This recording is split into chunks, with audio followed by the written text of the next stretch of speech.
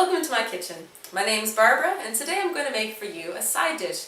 In my house I'm a big fan of simple ingredients making a dish that's out of this world, and this is one of those things. There's only 6 ingredients in this side dish today. It's called a simple asparagus tart, and it will sit right alongside your Sunday dinner roast, or it'll even elevate a simple dinner salad to new levels. So let's take a look at those ingredients. Our ingredients today are, of course, Philadelphia cream cheese. That's going to be the star of our recipe and the main base that we use. To the Philadelphia cream cheese, we're going to add some lemon zest, some fresh basil that's been thinly sliced, some Parmesan cheese, and then we also have some asparagus spears that I have blanched. You can parboil them, you can just cook them slightly, and I made sure that I cut all the spears the same length, and you'll see why in a few minutes. And finally we have 2 packages of refrigerated crescent dough that I have rolled out into a rectangle onto my cookie sheet. I have parchment paper underneath so that it doesn't stick, and also so that the bottom browns evenly. Let's put all these ingredients together and we'll get our side dish cooking. The filling for our tart is super easy. We're just going to put the whole brick of room temperature Philly cream cheese into the food processor. We're going to add our fresh basil and our lemon zest,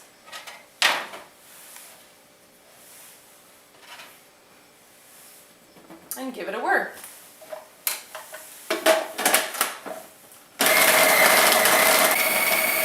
To put our tart together, we're going to take our crescent roll dough and we're just going to score around the outside to make a border. This will help the edges of the pastry puff up nicely around our asparagus. It'll give us a clear border of where to put our filling. And this is why we wanted to cut our asparagus all one length. It makes the presentation so beautiful. So now we're just going to spread our cream cheese filling right inside that border we just made. This is such a lovely, light side dish. With the lemon and the basil, it doesn't need any other seasonings. The cream cheese has such a good flavor, and when we add those seasonings of lemon and basil, you don't hardly need any salt and pepper. I'm just going to spread this around. When we bake this in the oven, the cream cheese makes such a creamy base for the asparagus. It holds everything together and it gives a great texture. My kids love this. I made it the other night, and I have one who's not a big asparagus fan, and even she had the inkling for seconds. You should try this with your vegetable dislikers too and see what they think. Once we get this all nicely spread around to the edges of our border, we're going to put the asparagus on. I like to make it nice and pretty, where I alternate heads and tails of the asparagus. If you have a full pound, it should fit on here. If you find you need to trim the length of some of them a little bit, you can go ahead and do that as you're assembling this.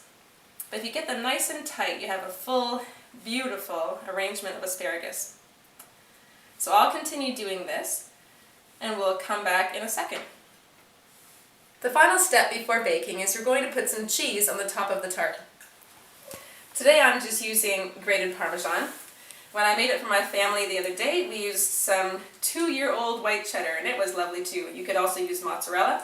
Whatever your family's favorite is will work.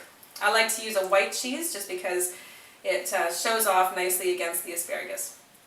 Now we're going to stick this in a 375-degree oven and let it bake for about 12 minutes, and we'll come back and see how it comes together.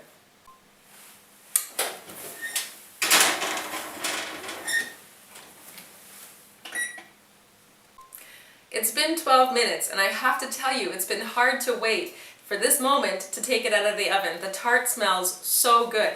But let's open the oven and take a peek.